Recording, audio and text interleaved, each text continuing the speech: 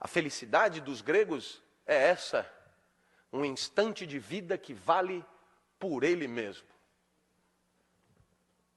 É fácil dar exemplo do que a felicidade não é. Eu fui jantar na casa de um amigo domingo, e o filho dele estava estudando matemática. E eu perguntei para o menino, pô, cara, estudando matemática domingo? E ele podia ter dito, tio, olha que tesão de equações. Quanto mais embaçada, melhor. Isso aqui é do caralho resolver. Eu sempre resolvo 50 antes de dormir. Mas não foi o que ele falou. Ele falou, eu tenho que tirar 7,5 amanhã na prova. Então eu tenho que fazer essa merda dessa lista, senão eu estou fodido. E aí você podia pensar, se ele vendeu domingo por causa de segunda na prova, ele vai exultar, ele vai delirar na prova. E o menino falou, bem que meu pai falou que o senhor sempre foi meio doido. Eu só preciso tirar 7,5. E eu falei, 7,5 para quê? Ele, para passar de ano, ué. A única coisa que me importa, tio, é passar de ano. E quando o ano que vem chegar, o menino dirá a mesma coisa, passar de ano. Essa é a escola da tristeza, em que você fica ali esperando o ano que vem chegar, esperando o ano acabar, esperando a vida acabar. A escola da tristeza é ótima, na verdade, porque ela prepara o profissional. Ela prepara o profissional para viver o trabalho da tristeza. Aquele que você espera 30 dias por causa do 5º dia útil. Aquele que você vende a vida por causa do salário. A escola da tristeza é a melhor preparação para a vida triste. A felicidade é um instante de vida que vale por si só. Até os 13 anos eu vivi muito mal. Eu era um CDF ortodoxo, hoje chama de nerd. Tirava 10 em tudo, mas não vibrava com nada. Meu pai tentava, me levava no Morumbi para ver jogo. E ele tinha que me avisar que foi gol. E aí eu vibrava para ele não ficar chateado. E ele, dos caras, caralho, cala a boca que nós vamos apanhar. Meu pai também me levava em escola de arte, né? Argila, pintura, guache, origami. Origami é o pior de todos. Uma folhinha de papel, 600 dobras na ordem certa. E aí tem um passarinho que você chucha no rabo, ele abana os dados. Se você errou uma dobra, fudeu o passarinho. E eles ainda chamam de passarinho da felicidade. A mulher chamou meu pai com uma semana e disse, olha, com seu filho aqui são 4 tipos de aluno. Super talentosos, que adoram isso aqui, outros que não têm tanto talento, mas também adoram isso aqui, outros que não têm talento nenhum, mas estão aí se divertindo, e o seu filho, ele não é daqui, pode levar ele embora. Aos 13 anos, o professor de geografia entrou, disse que não ia dar aula. O curso seria só de seminários, e para mim caiu o petróleo. Então, eu me preparei, e chegou o meu dia, subi no palquinho dos jesuítas de São Paulo, olhei para a classe, aquilo estava coalhado de gente. Comigo não tinha bullying, gostavam de mim. Conversar comigo era como ir ao zoológico, uma experiência diferente. Veio gente de outras classes para assistir. Aquilo, gente de pé. E pela primeira vez, ouça-me, pela primeira vez foi legal estar aonde eu estava. Pergunto, é preciso ser filósofo para entender o que os gregos chamavam de felicidade? Eu vou repetir, foi legal estar aonde eu estava. Pela primeira vez em 13 anos. Por quê? Porque até então eu sempre esperava acabar. Esperava a aula acabar, esperava o treino acabar, esperava a aula de arte acabar, esperava... Ali não, eu não queria que acabasse. E para não acabar, eu não começava. E olhava para todos. Esse cara é mais doido do que eu imaginava. O professor se irritou, o senhor engoliu a língua, eu tive que começar. E cheio de entusiasmo, falei tudo o que eu sabia em 15 minutos. E um amigo levantou a mão e disse, professor, deixa ele continuar falando, é tão legal o jeito que ele fala. E o professor disse, ele tem 50 minutos para falar, ele que fale. E a bola veio para mim. A bola do Muricy veio para mim. Quando a bola vem para você, e aí, velhinho, vai viver como? Você é livre, decide. Eu não sabia mais nada para dizer. Se eu fosse respeitar a geografia, eu tinha que dizer, eu não sei mais nada. Mas o meu corpo dizia, 13 anos de uma vida de merda, agora que tá do caralho, não sai daí. Mas eu não tenho mais nada para dizer, inventa qualquer porra, mas não sai daí. Então eu decidi inventar sobre o petróleo. Lembrei do meu pai. Meu pai nunca passou na porta de uma faculdade. Mas o meu pai dizia coisas que depois eu encontrei na mais sofisticada filosofia. Tem um filósofo chamado Nietzsche, que escreveu um livro dificílimo chamado Assim Falava Zaratustra. E o Zaratustra tem uma hora que ele diz mais ou menos assim: leva o tempo que for para perceber qual é a tua praia. Leva o tempo que for para perceber qual é o teu lugar. Mas depois que você descobriu, não recue ante nenhum pretexto. E o meu pai dizia, para trás nem para pegar impulso. E sempre com carinho. Ixi, aplaudir. E depois sempre com carinho, seu bosta. Eu lembrei do meu pai e comecei. Até aqui eu falei das diversas bacias petrolíferas pelo mundo, está no livro de vocês, eu não vou me estender. A partir de agora eu vou tratar de um outro tema, mais fino, mais sofisticado, que é a qualidade do petróleo. Tem petróleo bom e tem petróleo que não presta. Anotem porque vai cair no vestibular. Eu olhei para trás e vi que o professor arriou os óculos, velho.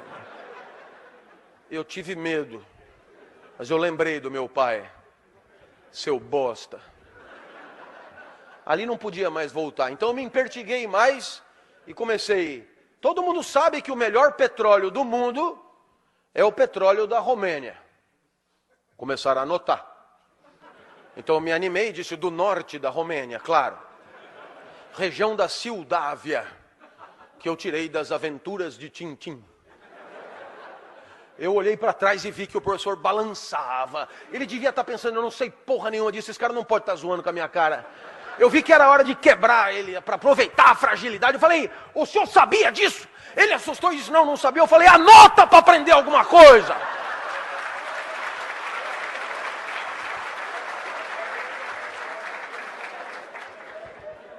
A hora que eu mandei ele anotar as coisas que eu estava inventando, ele não reagiu. Eu falei, esse lugar é do caralho, velho.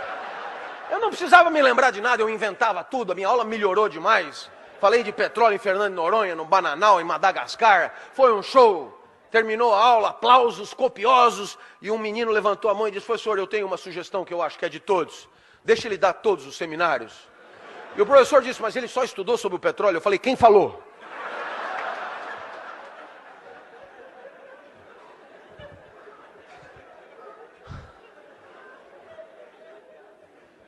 Eu saí dali correndo, fui encontrar o Fusca branco do meu pai. E o meu pai me viu correndo pela primeira vez, eu nem andava, eu me arrastava. Ele me viu correndo, o que aconteceu? Eu comecei a contar o que tinha acontecido e meu pai entendeu. A vida tinha valido a pena ser vivida naquele lugar. Um instante de vida que valeu a pena viver ali, dando aula. Lição para toda a vida. Um lugar que é o meu. César Cielo, 50 livre. Eu na sala de aula. O senhor se acha. Não é uma questão de dar bem aula. Questão de ser feliz dando aula é outra coisa.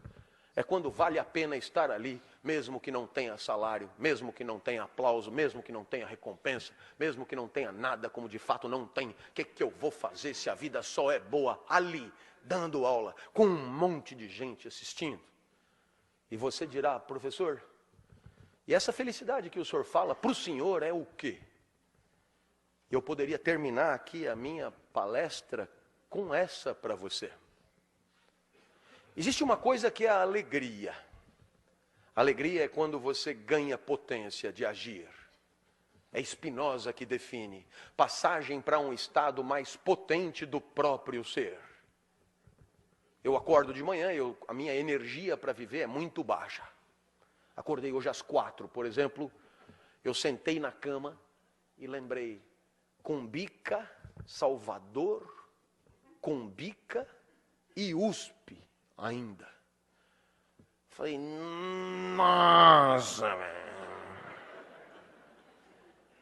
Aí a minha mulher, sabe como é 25 anos de matrimônio, já houve um tempo que ela dizia, fica mais um pouquinho. Agora ela diz, não vá se atrasar. E com o pé assim.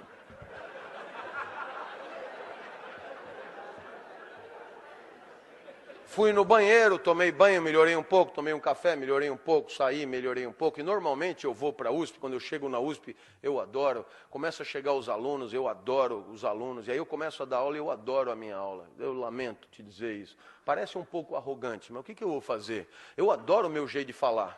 Eu poderia me ouvir eternamente. É impressionante como eu entendo quando eu explico. Então, às 10 horas da manhã, eu estou em cima da mesa gritando. E você perguntará, o que aconteceu entre 5 e 10 da manhã? Resposta de Spinoza, alegria, passagem para um estado mais potente do próprio ser. do próprio ser. Claro que não é sempre assim. 10 horas da manhã, abre a porta, é a mulher do departamento, secretária, a mulher medonha, e ela diz, os outros professores estão reclamando que o senhor grita muito. Pergunto, para onde foi a minha potência de agir? A isso chamamos tristeza. Passagem para um estado menos potente do próprio ser. Eu espero que você tenha entendido. Você vai pelo mundo, tem coisas que te alegram, tem coisas que te entristecem, e a tua potência vai numa senoide subindo e descendo. Impossível só se alegrar. Ninguém consegue se alegrar com o gol do Brasil e com o gol da Holanda, com o gol do Brasil e com o gol da Argentina. Não, a tristeza, obviamente, faz parte da vida. Para haver alegria, tem que haver tristeza. É óbvio que eu disse do próprio ser, porque não tem uma fórmula que dê para todos. E não tem uma fórmula que dê para você para o resto da vida. Porque amanhã você é outro, e o que te alegrou hoje pode não te alegrar amanhã. Você vem pela estrada e para, vê lá Rancho da Pamonha, você está verde de fome, come a primeira pamonha te alegra fudidamente. Pamonha e você tudo a ver. Pamonha do caralho, velho. Aí você comete um erro a não cometer, fazer da pamonha um ídolo, fazer da pamonha uma qualidade de vida, uma lição de autoajuda, e pede a segunda pamonha, já vai te alegrar menos. Porque o comedor da segunda pamonha já não é mais o comedor da primeira pamonha. Já tem menos fome, mais glicemia no sangue, etc. Mas você é fiel à pamonha, pede a terceira. Quando chega na 10ª, você tem que parar. A mesma pamonha que te alegrou vai te matar. Você, já virou um suco de milho, na verdade, teu sangue. O que vale para a pamonha vale para qualquer coisa, para o matrimônio, por exemplo. Quase sempre a lua de mel é a primeira pamonha. Depois de 5 anos você não aguenta mais comer pamonha. Aí você começa a querer comer um curauzinho. Mas se você achar que o curauzinho é a solução, tem dia que o curauzinho não tá bom. Talvez por isso a vida que vale a pena seja essa. Uma felicidade assim. Um instante de vida que você gostaria que durasse um pouco mais. Um instante de vida que você gostaria que não acabasse logo. Um instante de vida que você gostaria de repetir. Professor, o que um instante de vida tem que ter para ser feliz? Isso que eu estou te dizendo. E quem é que fala isso? Eu. Dessa vez não é nem Platão, nem Aristóteles, nem Nietzsche, nem Rousseau, sou eu. E o senhor quem é? Clóvis, muito prazer. É que eu não morri ainda, não virei clássico. Mas ainda assim, eu tenho o meu palpite para te dar. Se você quer saber se aquele instante está valendo a pena, pergunte-se se você gostaria que ele durasse um pouco mais. A vida é boa quando você torce para ela não acabar. Perceba que a maior parte do tempo a gente torce para acabar. Torce para o dia acabar, para poder chegar em casa, torce para a semana acabar, por causa do final de semana, torce para o mês acabar, por causa do 5º dia útil, torce para o ano acabar, por causa das festas e das férias. E sem perceber, a gente está torcendo para a vida passar rápido. A felicidade é o contrário disso. A felicidade é quando você gostaria que não passasse, é quando você lamenta o final do dia. É quando você lamenta o final de alguma coisa que você está fazendo. Como num filme argentino, você até esqueceu que está no cinema, e só se lembra que está no cinema quando o filme acaba, e você lamenta muito de tão bom que era o filme, de tão feliz que você foi. Não era outra a pretensão para esse nosso encontro. Que pelo menos por um segundo eu tenha te surpreendido. Que pelo menos por um segundo, 10 minutos tenham passado e você não tenha se dado conta. Que pelo menos por um segundo você não tenha percebido que está tendo uma aula de filosofia há exatamente 1 hora. Que pelo menos por um segundo você tenha pensado em repetir isso. Torcido para durar um pouco mais, me mostrado para alguém que você ama na internet, ser meu aluno ou pelo menos me dar um abraço no final da palestra. E se alguma dessas coisas aconteceu, é porque você foi feliz por um segundo. E agora você já sabe o caminho. A vida vale a pena quando você torce para ela não acabar.